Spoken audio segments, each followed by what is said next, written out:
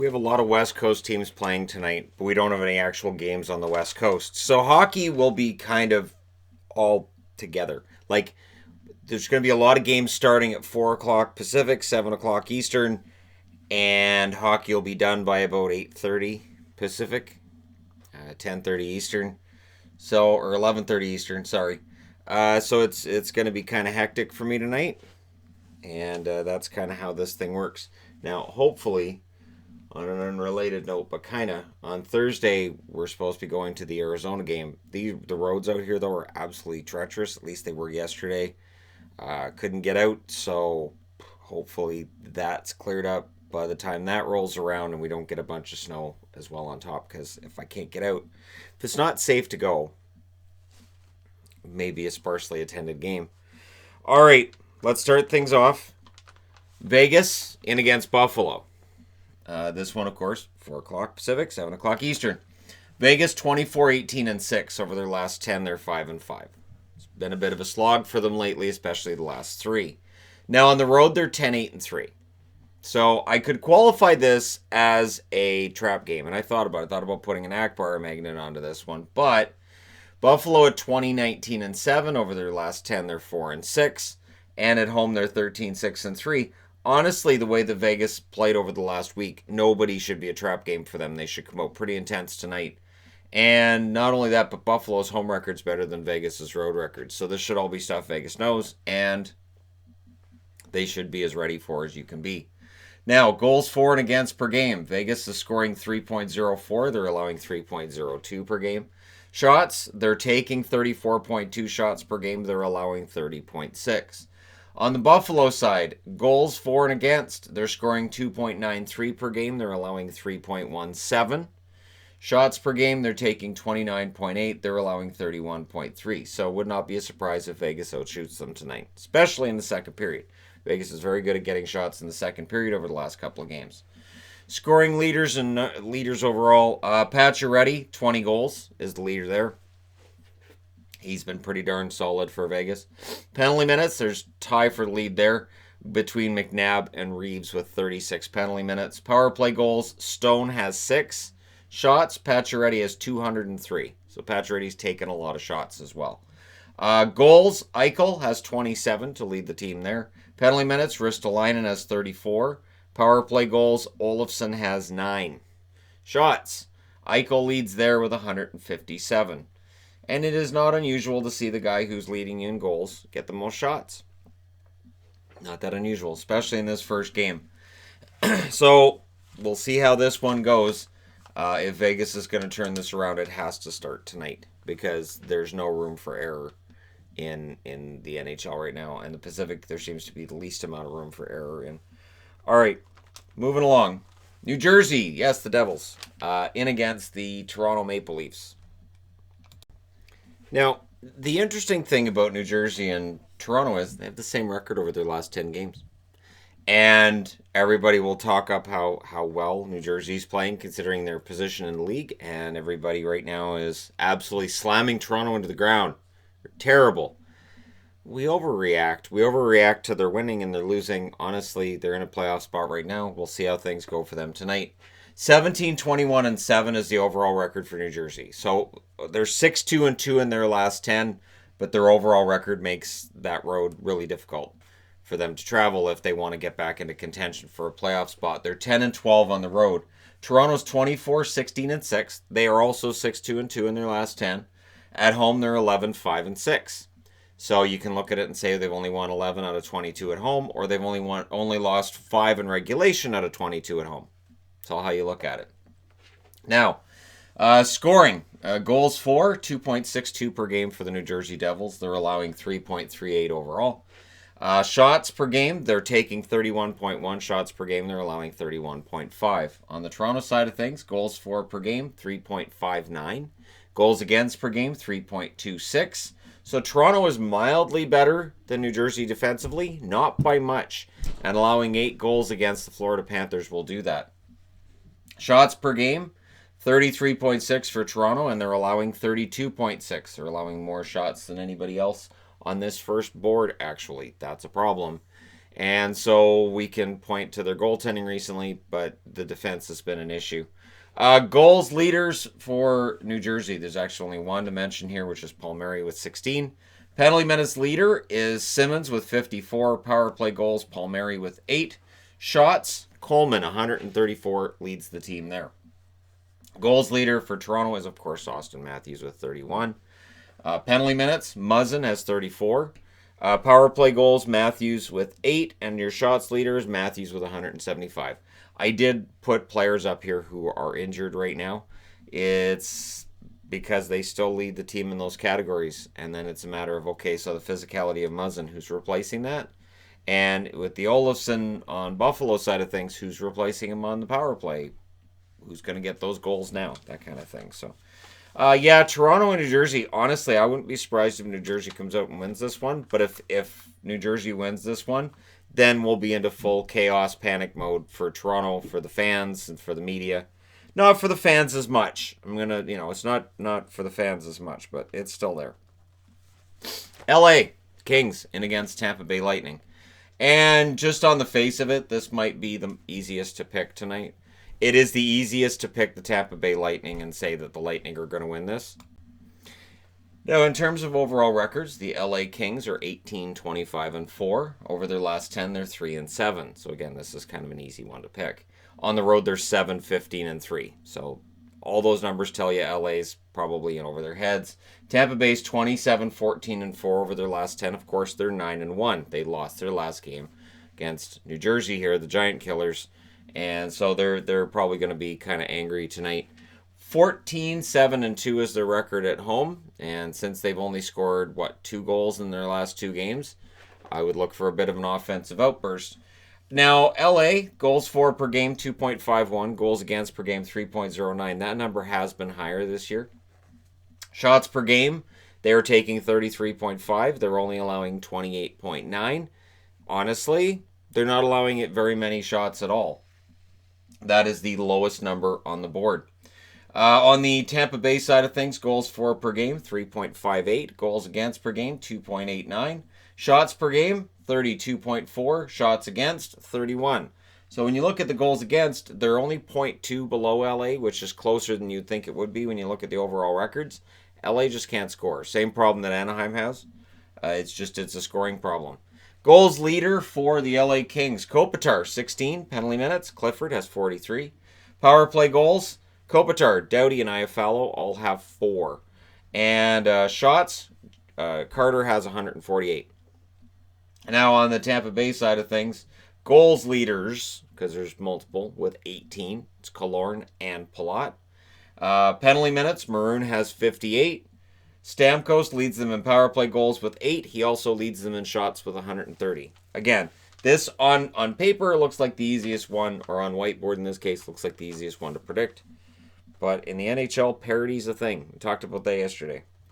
Next up, Detroit and the Islanders. This also looks kind of easy to predict, but the way the Islanders have been playing lately, I don't know. I just don't know. But coming off of a 6-2 loss last night, you got to think they're going to come out with some fire tonight. It'll be Grice that's playing for them tonight too after the way Varlamov went down yesterday. Not that it was all on Varlamov. There was the one goal where he looked kind of like he was tumbling around. But again, I think the Rangers just tooled him last night. Well, Panarin tooled him last night. So Detroit, 12-31-3 overall over their last 10. They're 3-7.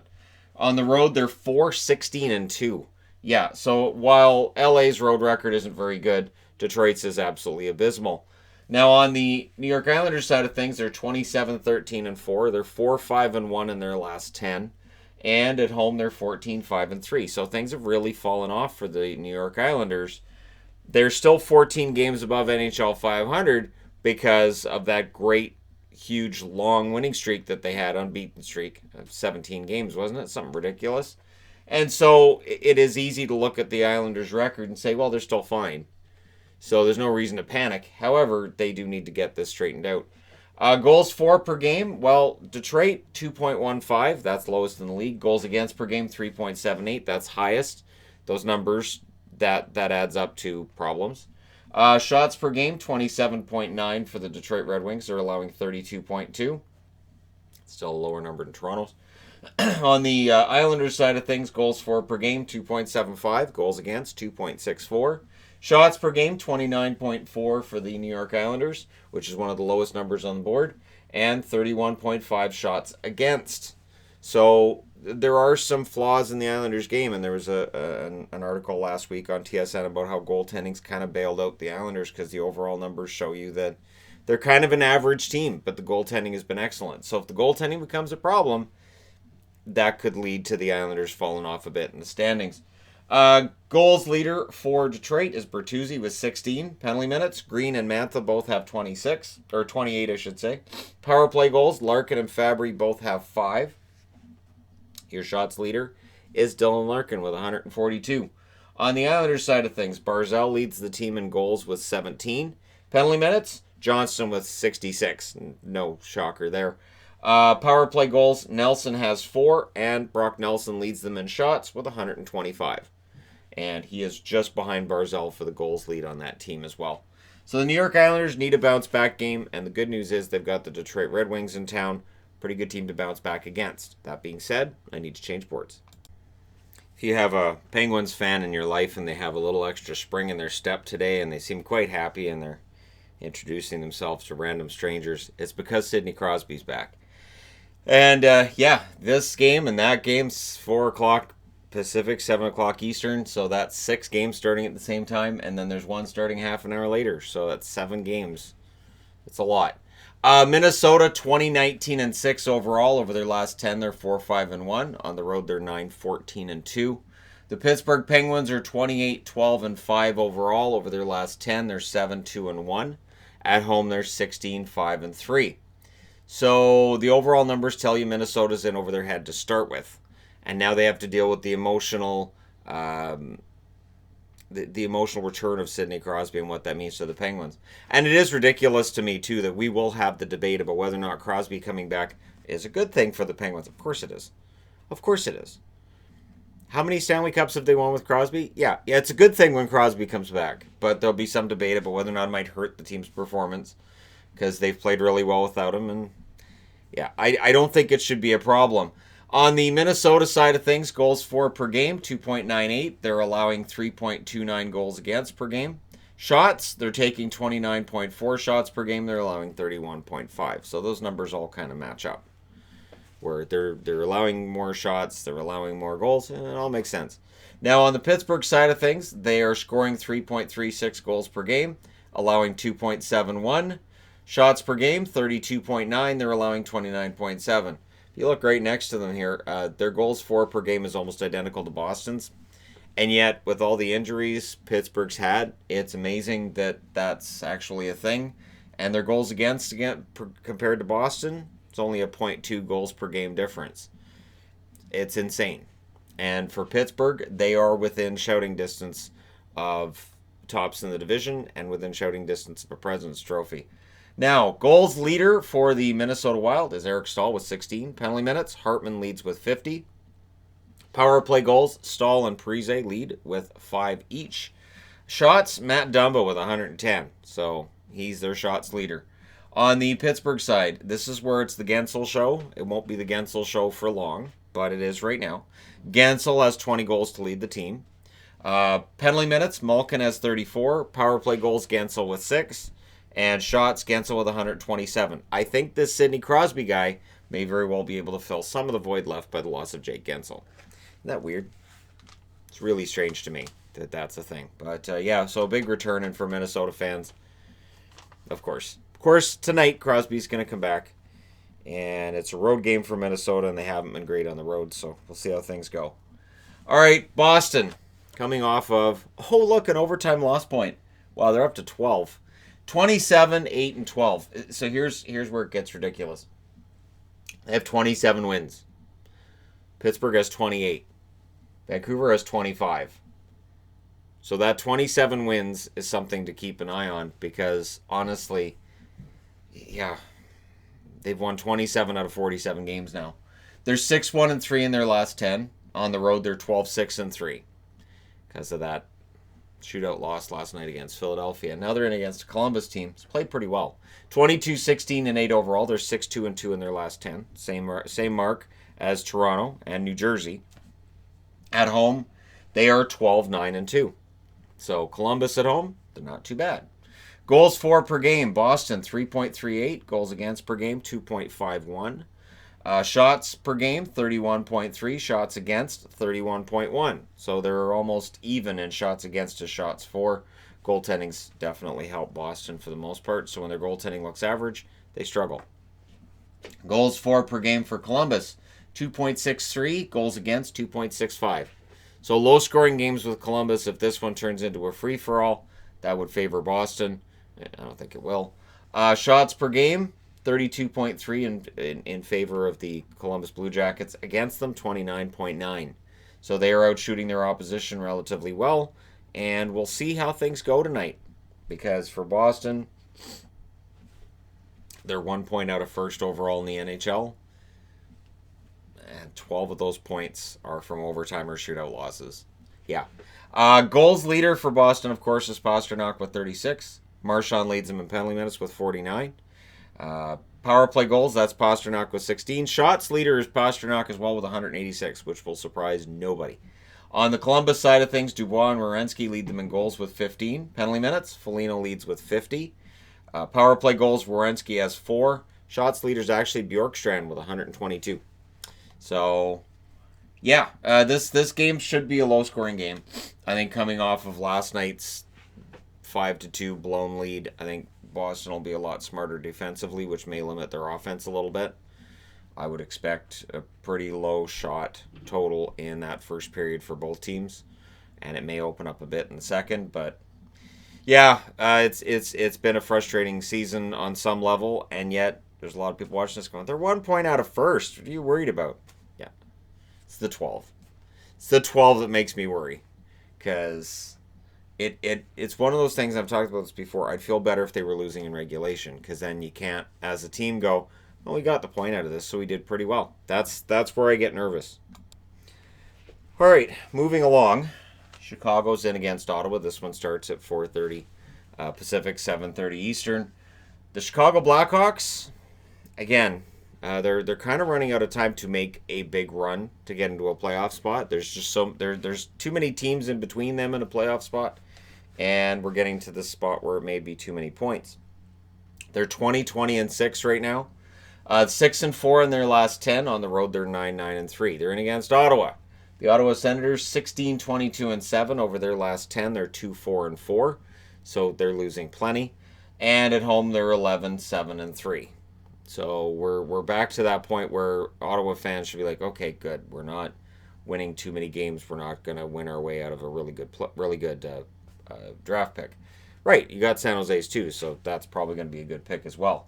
Now on the Chicago side of things, goals for 2.87. They're allowing 3.17 goals per game. Shots 30.9 in their favor, 35.7 against. So that's high. It's a lot of shots against. On the Ottawa side of things, they are scoring 2.69 goals per game. They're allowing 3.36 shots. They're taking 30 shots per game. They're allowing 32.8. So they're allowing fewer shots than the Chicago Blackhawks. And any Chicago Blackhawks fan won't be surprised by that, of course. Goals leader for Chicago is, of course, Kane with 24. Penalty minutes, Gilbert leads with 38. Power play goals, DeBrincat leads them in power play goals with 7. Shots leader is Patrick Kane with 169. On the goals side for See,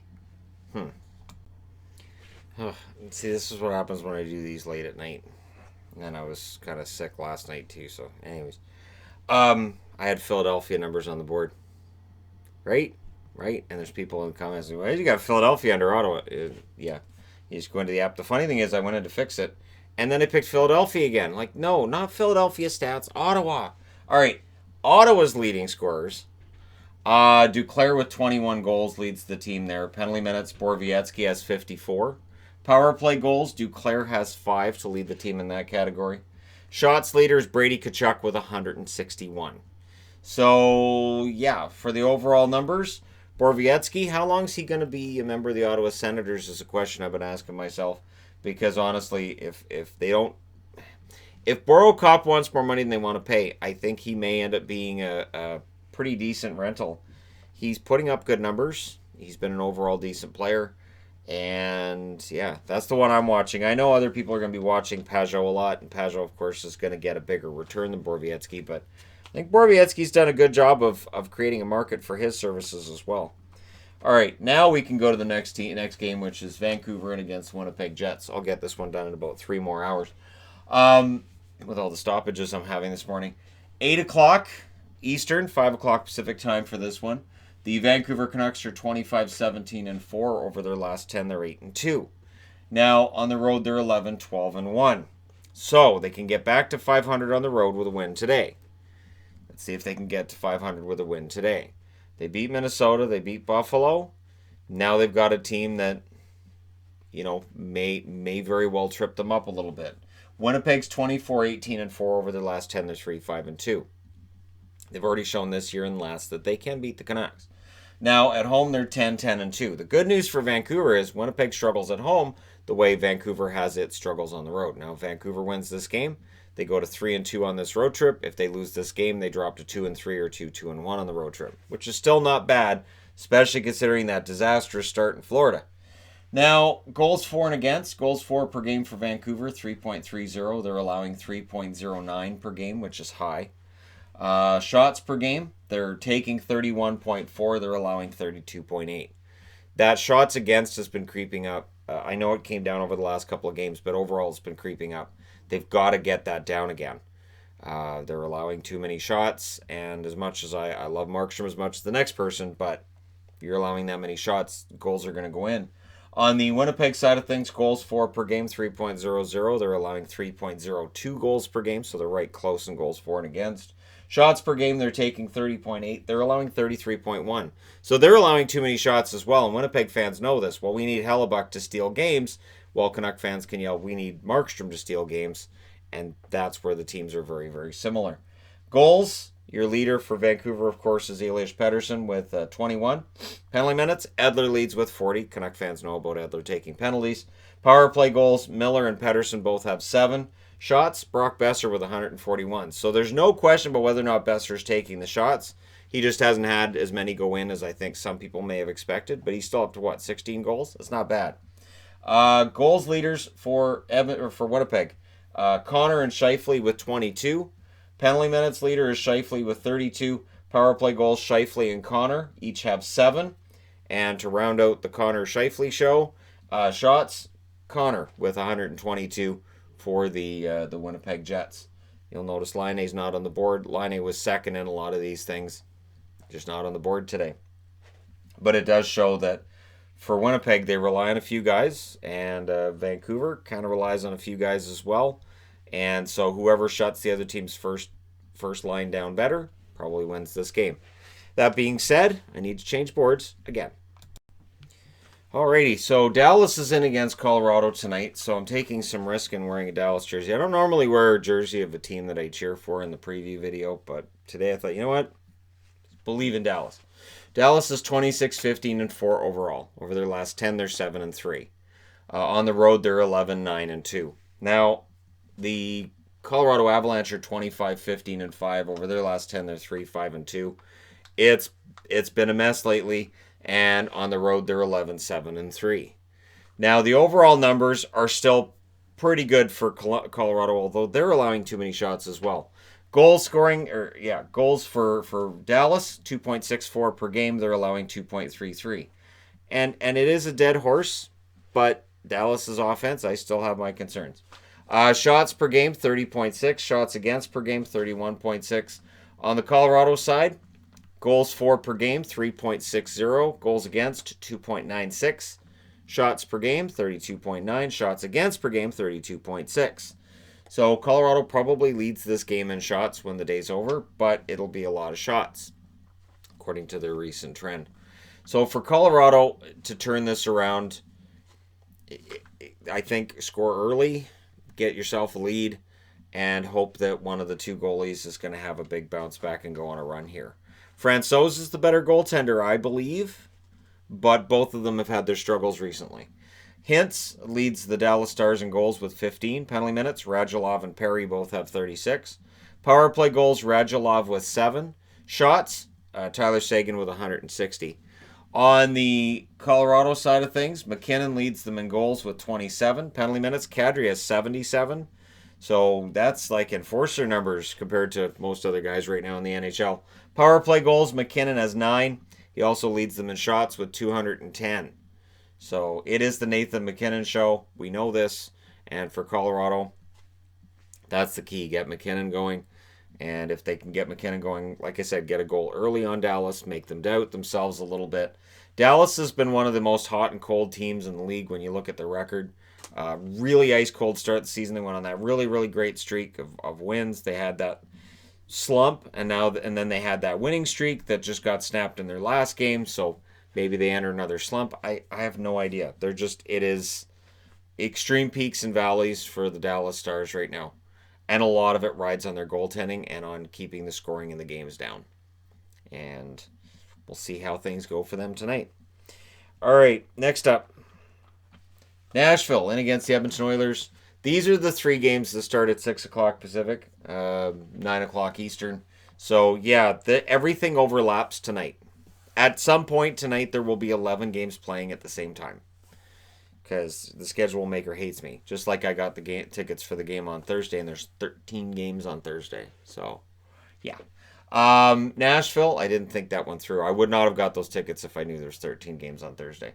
21-16-7 overall record. I just saw the cheap price and went, yep, click. 21-16-7 record for the Nashville Predators. In their last 10, they're 5-4-1, and on the road they're 11-8-3. They're in against the Oilers, who are 24-18-5. They are also 5-4-1 over their last 10. And at home, they're 10-8-3. So these teams are remarkably similar in that fashion, both in terms of their last 10 and their record. Nashville's road, Edmonton's home, about the same. The interesting thing being, Edmonton has won 10 out of 21 at home. If they can win at home regularly, go on a nice, say, 5-6 game winning streak at home, go a long way towards solidifying their spot in the playoffs. Now, goals for per game for Nashville, 3.39. Goals against, 3.23. Shots per game, 33.8. They're allowing 29.7. So they're controlling the puck very well. On the Oilers side of things, goals for per game, 3.02. Goals against, 3.13. So that was a number that was very much in their favor early in the season. It's turned against them. Shots per game, 29.2. They're allowing 31.5 shots per game. Some troubling signs in those numbers for the Oilers. And they have a Nashville team coming in that a lot of people think could very well turn it around. I know that odd sites still have them at a better than 60% chance of making the playoffs. That would be for a combination of reasons. One, they have some games in hand, I believe, on almost everybody in front of them. And it's also looking at strength of schedule. Those stats normally look at strength of schedule, meaning Nashville may very well have an easier schedule down the stretch than some of these other teams. Goals leader for the Nashville Predators is Forsberg with 15. Penalty minutes, Watson leads them there with 49. Power play goals, Duchesne, Yossi, and Forsberg all have 4. Shots, Yossi has 158. On the Oilers side of things, goals, McDavid and Draisaitl both have 25. Penalty minutes, Cassian has 64. He, of course, is serving the first of a 2-game suspension tonight. Neal leads the team in power play goals with 12. And shots leaders, McDavid with 150. It is interesting to me that Yossi has more shots than McDavid. That's a surprise. The ice time isn't a surprise. Yossi will play a lot tonight. But it is a surprise to me that McDavid's been outshot by Yossi. I guess we'll see how things turn up when you have a guy who's sometimes your line mate that also has 25 goals. He's going to be taking a lot of shots as well, so that'll take some away from you. And the interesting thing to me, too, is that now McDavid and Draisaitl are both below a 50-goal pace. That kind of surprises me. And I have to think one or the other or both could go on a bit of a tear in the second half. Oilers fans are hoping for both. All right, last game of the night. And this one's in Arizona, and it's the San Jose Sharks. Like I said, there's nothing on the West Coast today. Nothing. This is as close as you get as the Arizona Coyotes. The San Jose Sharks, 21-22-4. They're 5-3-2 in their last 10, so it's not as bad as it may feel. On the road, they're 8-11-3. And so San Jose really needs to get this together. On the Arizona side, they're 25-18-5 over their last 10. They're 4-5-1 now. There's been some struggles, a nice winning streak in there as well, and they have some peaks and valleys. Not as extreme as Dallas's, but still. At home, they're 11-10-2. So they have to assert themselves at home. I would think getting an early lead on San Jose would help. But San Jose's been tougher lately than they were. Now, goals for and against. Goals for per game for San Jose, 2.64. Goals against, 3.23. Shots for and against, 29.1 in favor for San Jose. 30.0 against. And on the Arizona side, they're getting 2.73 goals per game, which is still better than Dallas. It's better than San Jose. Goals against per game, 2.54. Lowest on the board outside of Dallas. Shots per game, 30.9. Shots against per game, 32.3. And, of course, the big news with Arizona is going to be, when's their goaltending going to get healthy? Both Kemper and Ronta. When are they both going to be healthy so we can stop discussing it? I don't have an answer. I haven't heard anything on Kemper and when necessarily he comes back. Just that he should be back soon. That's as close as we can get. Goals leader for San Jose's Evander Kane with 18. He also leads them in penalty minutes with 91. He also leads them in power play goals with 9. Oh, and he leads them in shots with 142. It is the Evander Kane show in San Jose, and we could debate how much he's helped or hindered their progress this year. It's definitely an interesting topic for conversation, not necessarily in a preview, but definitely worthy of conversation. And on the Arizona side, Garland leads them in goals with 15, so they will have at least a 20-goal scorer this year. I'm thinking probably 3 or 4. They didn't have any last year. Penalty minutes, Chychrun leads there with 28, so they don't take very many penalties. Kessel leads them in power play goals with 6. Shots, Keller has 136. So the overall numbers for Arizona are better than one might expect, considering the 2.73 goals per game. And Keller's been doing very well lately. Garland has been the beneficiary of Hall getting used to the team, and Hall's numbers seem to be picking up. So we'll keep an eye on this. The Coyotes should be a playoff team this year based on how well they've played so far, but it is so razor thin in that division and just in the West in general. We just don't know yet who's going to end up in and who's going to end up out. It's going to be probably a race right down to the wire. Let me know your thoughts and picks and all that wonderful stuff in the comment section below. Don't forget to hit like and subscribe if you're browsing your way through. You just happened upon this video. Thank you guys so much for watching, for your support, and I will talk to you again soon.